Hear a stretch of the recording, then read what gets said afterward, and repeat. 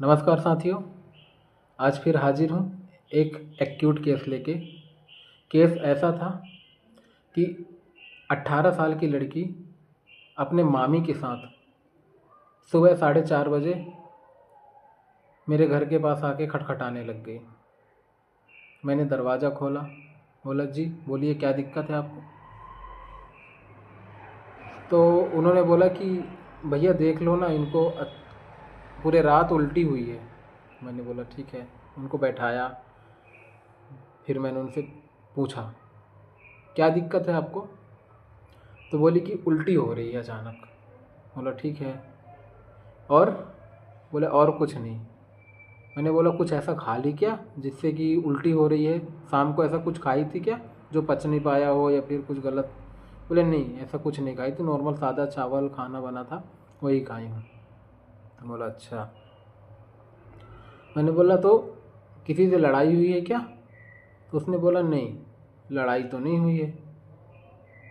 मैंने उससे 2-3 बार पूछा और 2-3 बार वो ना में ही जवाब दी कि नहीं ऐसा कुछ नहीं हुआ है, कुछ नहीं खाई हूँ, किसी से किसी प्रकार से झगड़ा नहीं हुआ है शाम को। मैं बोला ठीक है। मैंने उनकी मामी जो साथ में आई थी उनको बोला आप थोड़ा बाहर चले जाइए, मेरे को इनसे कुछ बात करनी है।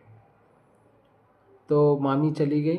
मैंने फिर पूछा, बोला देखो बताओ आप, तभी मैं आपको दवा दूंगा और आप ठीक होंगी, नहीं तो मैं भी आपके लिए कुछ नहीं कर पाऊँगा।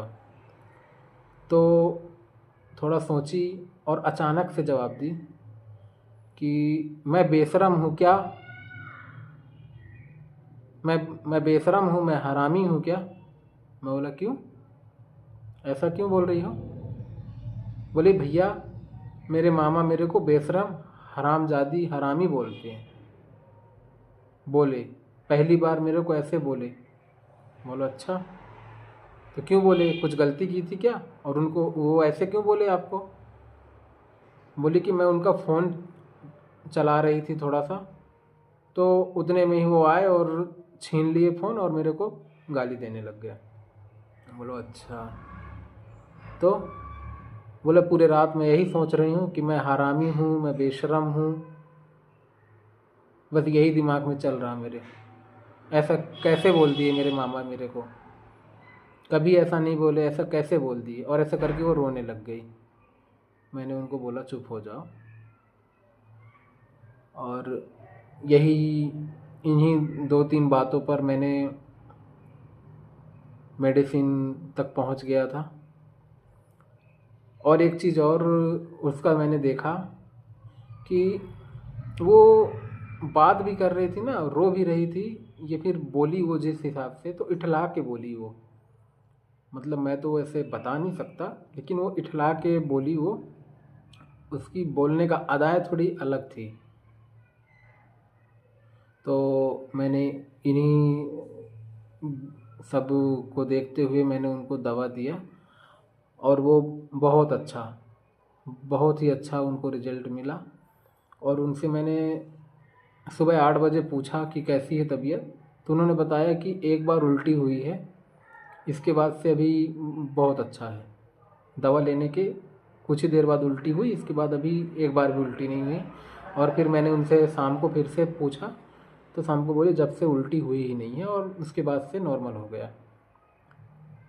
तो आप सभी सोच सकते हैं। मैंने इसमें 2 रूब्रिक से एंट्री किया था कि उसको एलिमेंट्स कहाँ से आ रहे हैं, प्रॉब्लम कहाँ से शुरू हुआ। उसके मामा ने अचानक उसको गाली दिया। उसको उसको ये लगा कि मामा ने ऐसा मेरे को कैसे बोल दिया, इतना गंदा। तो यहाँ पे मैंने लिया एलिमेंट एब्यूजिव आफ्टर बीइंग।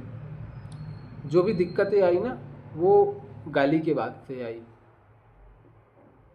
और दूसरी रूब्रिक मैंने लिया वीपिंग स्पीकिंग वेन, वो बताते बताते रो पड़ी। ये दूसरी रूब्रिक मैंने लिया यहाँ पे। जब मैंने ये दोनों रूब्रिक मैंने, वैसे फिल्म तो मेरे को आ गई थी मेडिसिन की, लेकिन जब मैंने यहाँ पे ये 2 रूब्रिक डाले तो 2 मेडिसिन और आ गए ऊपर। तो ये पेशेंट के बारे में बता दूं आपको कि ये सोशल मीडिया में बहुत ज़्यादा एक्टिव रहती थी, बहुत ही ज़्यादा, और उसी के कारण उसकी मामा उसको गाली दिए थे, ये जो भी लड़ाई हुई उनकी।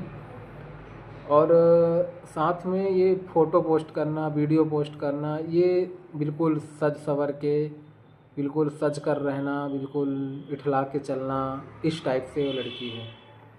तो इन सब को देखते हुए मैंने कॉकटिश टू मच लिया।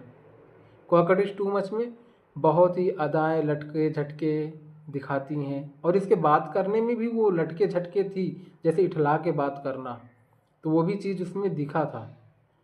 तो इन्हीं 3 पॉइंट पर मैंने उसको पल्सटीला का 200 दिया, और एक ही डोज में उसकी वोमिटिंग बंद हो गई और पेशेंट को दोबारा मेडिसिन लेना नहीं पड़ा। धन्यवाद।